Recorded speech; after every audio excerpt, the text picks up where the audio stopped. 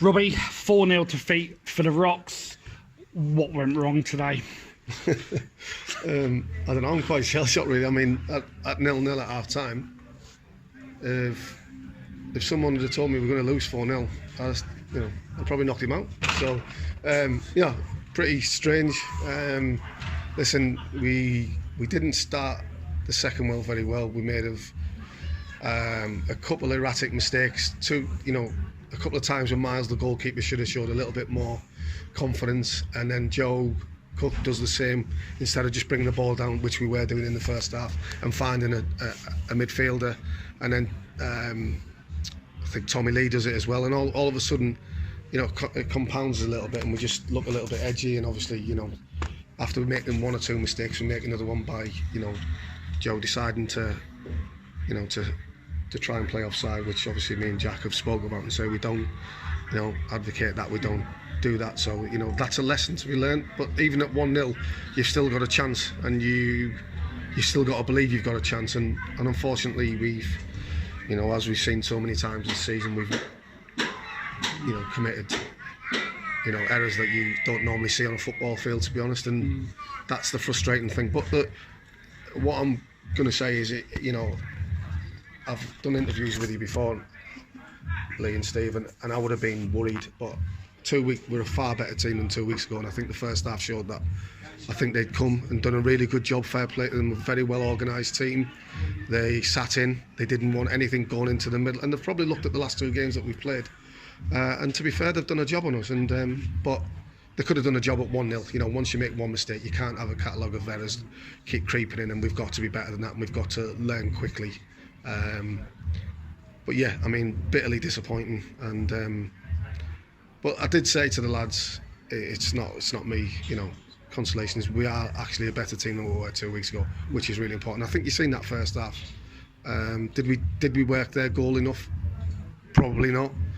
But they were very difficult to play against first half, and then obviously once the one goes in, it's even doubly difficult to get past them because they get every single man behind the ball, and they hit us on the counter attack. And then the mistakes that we've made has cost us dearly. I need to ask you about the formation that the Rocks have played. It seemed to be that Smith was almost playing as a lone striker. Was there a temptation at all to bring possibly Mewett in as a second striker? And then condense the pitch even more? The reason how you beat teams, Lee, certainly that counter-attack and sit in, is by shifting the ball wide and shifting it early and switching play, not by bringing other players in to condense the space, because all that does, that helps the opposition out. That's my opinion. Listen, football is all about opinions, but my opinion is if you condense it even more, you must have people wide. I prefer you saying that full-back should be joining in, or trying to make the overlaps, but I think every time you can, when you get beat, you can identify, I think, formations, personnel, and reality is, if anybody sat here would have said that we got beat 4-0 today at half-time, you'd have been very, very surprised. How do you and Jack bring the confidence back into Miles Roberts? Because obviously after that, it's 2 goals that he's conceded that were through his fault, but it's pretty easy to stand there and crucify a young keeper who's coming on loan and only trained with the club on Thursday, isn't it? Well, yeah, I think... Listen, at the end of the day, football's all about learning. Sometimes you learn in a positive way, sometimes you learn in a negative way, and sometimes the people who learn in a negative way become better for it. And Miles has to do that, and he has to show strong mentality to do that, because the way I feel, and probably the way Jack feels at the minute, is probably half as bad as how he's feeling. And he's a young kid. Has he made mistakes? Of course he has.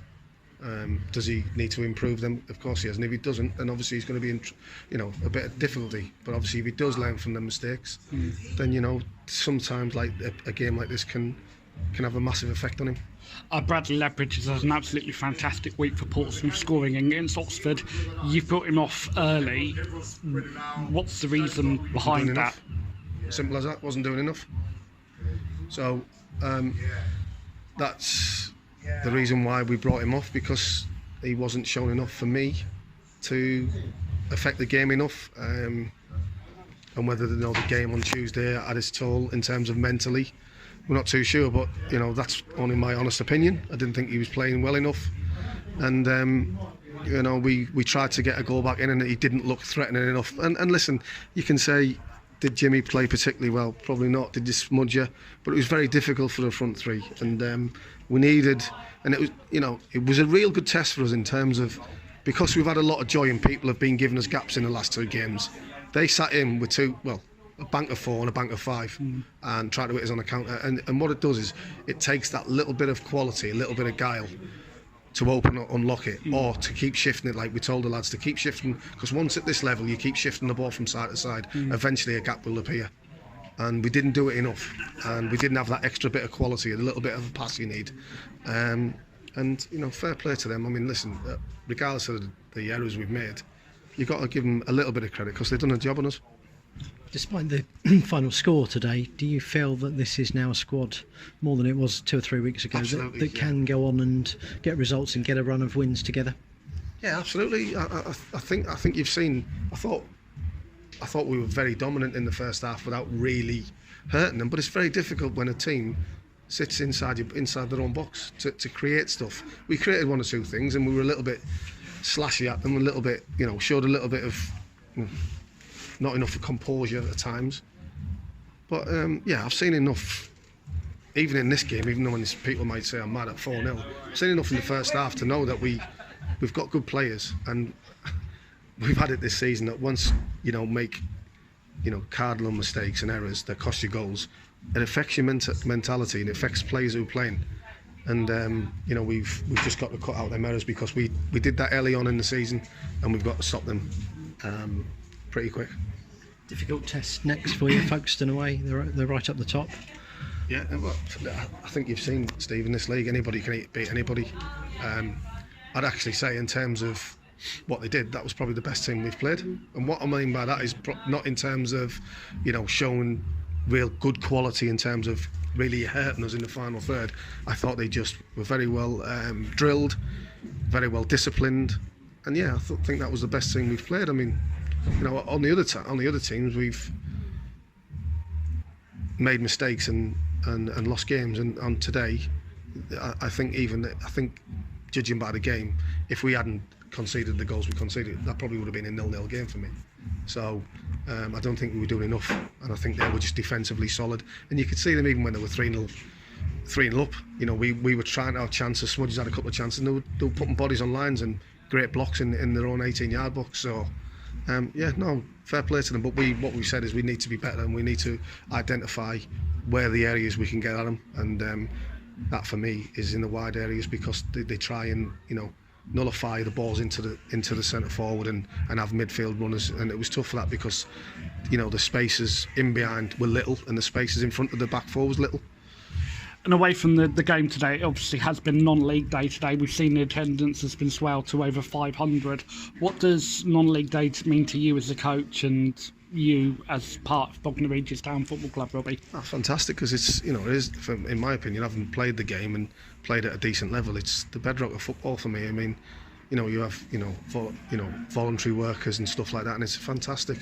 And not enough, in my opinion, is made of the non-league circuit, because it's fantastically run well. We've got a fantastic club that's run very well, and it's great to see the attendance. But yet again, we've got a few more punters in, and we've managed to get beat 4-0. But I'm hoping that they see what I saw in the first half, and it gives us reassurance to know that we have got good players.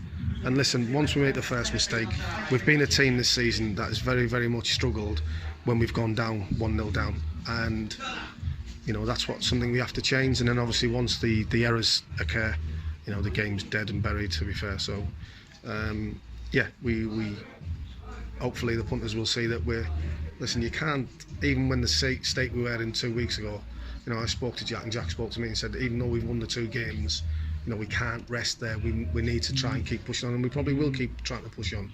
But the players have to be the right players for us, and hopefully we can get another couple of bodies in just to give us that little bit more stability, a little bit more quality, and I still think even after this result that we can still have a really good, successful season. Robbie, as always, thank you for coming out and speaking to us. Cheers, Lee. Thank you. Cheers, Steve. Jack Pearce, manager of Bognor Regis Town Football Club, joins us. Jack, we've just heard from Robbie, but as the manager, what was your take on today's game as a footballing man as well as a manager? think the most interesting statistic for me was our keeper made his first save when we were 4-0 down. Very unusual for a keeper not to have made a save and you're 4-0 down. And I don't think you need to be a football genius to realise 2 of the goals you don't normally see at this level or at much lower levels of the game. And it reminded me of like our first 6-7 games. We keep making mistakes which you normally might get 1 a season. We've had about 9 now goals go in that you don't normally see at this level of the game, and it's worrying. It is worrying. I mean, say, because I thought the best chance of the first half, when I thought we dominated the first half. I thought they were the best organised team that come to put men behind the ball and make life difficult. There was. But we still managed to get James Crane, centre of their goal, 6 yards out, under no pressure from defenders, with a great chance in the first half. And if that goes in, you have a totally different game. Now, fair play to James for a right back to get in that situation. I applaud. It's great stuff. But that goes in the net. You're more surprised that you don't score than whether you do score. And then they've got a problem. They're 1-0 down. Their game plan has to change. They have to come out, and that will then give more room for Jimmy, Dan and Brad to play. So that is a major. And then the next bit of bright football we played was in the 46th minute, when Jimmy got in down the right hand side and we somehow managed to draw the keeper to the near post. We got the ball played deep, most probably just a couple of seconds too late, where it would have been a tap-in. And so the best 2 chances, because did they create a chance first half? Did they have one? Couple of half chances, not much in it, to be honest. You know what I mean? But those 2 were great chances. And if you go in 1-0 up, you do, it's a totally different game. We come out the second half, we go through a little bit of a dodgy period, but it wasn't helped by some of the defending decisions, as Robbie's mentioned, plus the goalkeeper still trying to pass it round when it really wasn't on, where he would be better off striking through the ball and getting the ball further up the pitch. And that's that.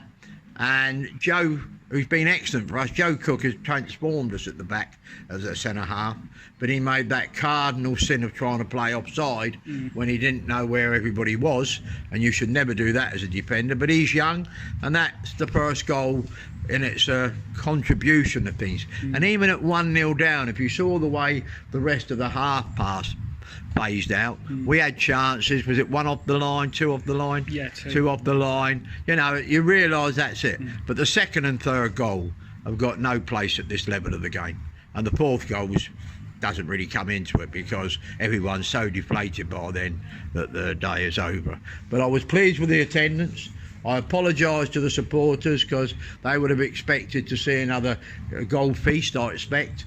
But it is hard, and we have to regroup, reorganise and go again. What do you as manager say to your goalie after he's had an afternoon like that?